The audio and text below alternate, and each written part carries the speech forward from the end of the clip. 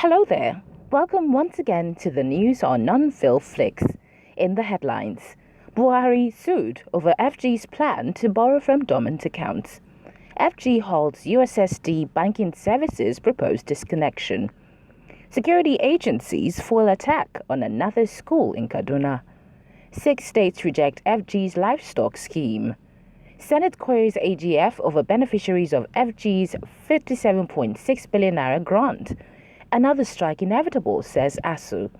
Senate probes Works Ministry over RCCG claims. Fake drugs worth 6 billion naira seized, destroyed in KANO. Fuel hike, mixed reactions as Nigerians call for SOYINKA to lead protests. Nigerians abroad not eligible to submit petitions. Deputy Speaker. WASINMI killings, police rules out farmer herders clash. And history made as Burna boy WIZKID clinches Grammy. Now to the news in full. I am Valerie Aligbe.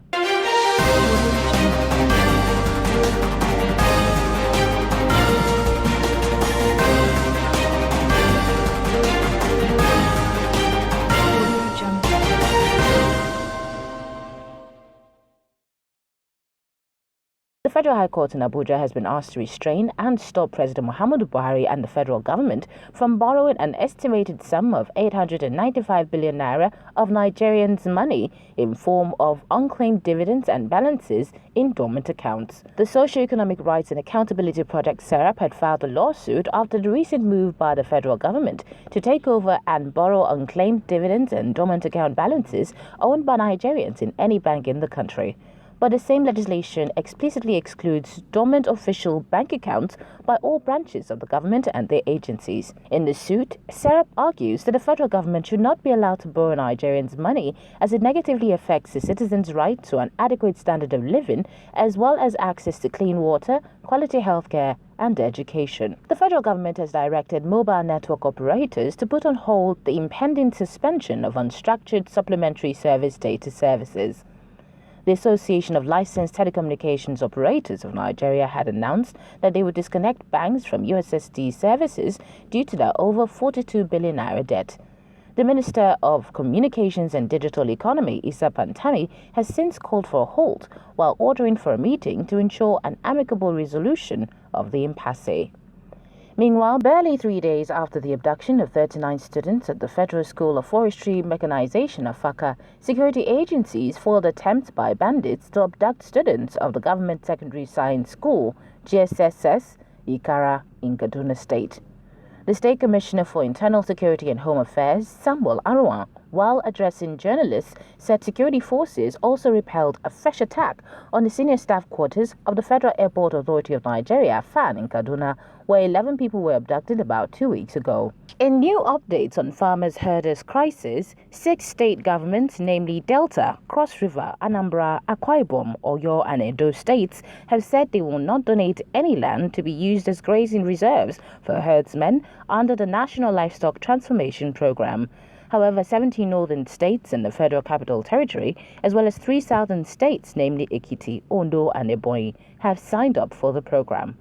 The government hopes the implementation of the program will result in a lasting solution to the farmers' herders' crisis in the country. The Senate has taken a swipe at the Accountant General of the Federation, AGF Idris Ahmed, over his failure to disclose the details of 57.6 billion naira federal government grants. The federal government had in 2017 released 57.6 billion naira grants to the state governments, privately owned companies, government-owned companies, contributions to internal organizations, amongst others. According to Senator Matthew Uhogide of the PDP, the non-disclosure of details of the federal government grants and contributions will cast doubt on the authenticity and actual usage of such grants and contributions and may result in extra budgetary expenditures. The Academic Staff Union of Universities, ASSU, has accused the federal government of breaching a non-victimization clause agreed upon during a dialogue that led to the suspension of the strike they had embarked on. According to the ASSU chairman, Ayo Akinwole, the federal government and the Accountant General of the Federation are victimizing its members by refusing to pay them salaries running between 2 to 10 months despite suspending the strike. The alleged refusal, according to ASSU, could lead to yet another strike in the near future. We recall that on December 23, 2020, ASSU conditionally suspended its 9-month-old strike due to a memorandum of action signed in good faith between the government and ASSU, in which a major common position agreed was that nobody shall be victimized in any way whatsoever for his or her role in the process leading to the memorandum of action. In other news, the Senate is currently probing the Federal Ministry of Works for paying 145 billion naira to a construction firm as reimbursement for a road project executed by the Redeemed Christian Church of God as part of its corporate social responsibility. In a petition submitted to the Senate, the church alleged that the Federal Ministry of Works paid the sum of 151 million naira to the management of Cartel Construction Nigeria Limited as part payment for the road project awarded to it but abandoned. Part of the petition corrected that the rehabilitation of the road was awarded and paid for by Pastor Enoch Adeboye, hence the claim by Cartel Construction Nigeria Limited was illegal and unjust. The church is requesting the Senate to urge the firm to refund the money it collected to the coffers of the federal government. The Kano State Task Force Committee on Fake, Counterfeit Drugs and Unwholesome Foods says it seized and destroyed fake and counterfeit drugs worth 6 billion naira in the past 9 years. According to the chairman of the committee, Gali Sule, since the inauguration of the committee in 2012, it destroyed fake and counterfeit drugs in the state on about 20 different occasions. He attributed the success to the hard work and commitment of its members and also other related agencies established to fight the menace. Some Nigerians have expressed different views over calls for Nobel laureate Wole SOYINKA to lead a fresh protest against the purported increase in the price of petroleum in the country. Although the federal government had apologized and debunked plans to increase fuel prices for now, reactions from the public on Twitter reveal opinions that say SOYINKA should have at least spoken out strongly against the federal government's plans, while others are of the opinion that he is too old to embark on any protest.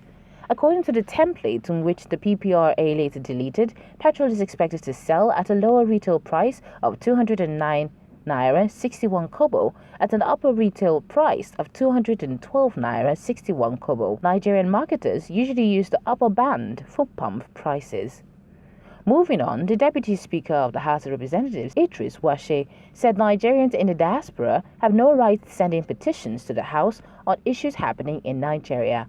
At the plenary while sitting in for the Speaker, Femi Gbadabiamila, he said Nigerians who sit in their comfort zones abroad are not eligible to file petitions against the federal government on issues regarding insecurity. In response, it was argued that Nigerians abroad should be able to file complaints because they have family members residing in the state. Unknown gunmen in the early hours of Sunday invaded the Fulani settlement in WASINMI area of Osun State in what looks to be a reprisal attack, killing a family of 6. The State Commissioner of Police, Olawale Olokode, stressed that the killings were not in any way connected to farmers-herders clash as reported in some section of the media. It will be recalled that some gunmen had on Sunday, March 7, abducted some travelers in the area before they were rescued and 4 of the suspects arrested.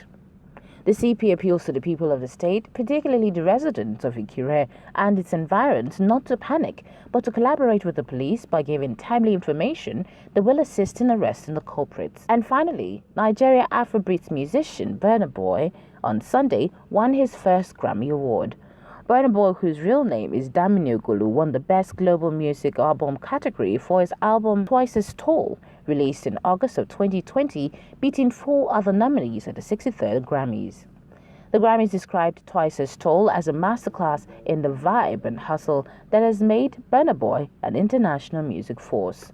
And that ends our lineup today. Thank you for listening. Don't forget to give a thumbs up and subscribe to our channel down below. Do have a splendid day. Thank you.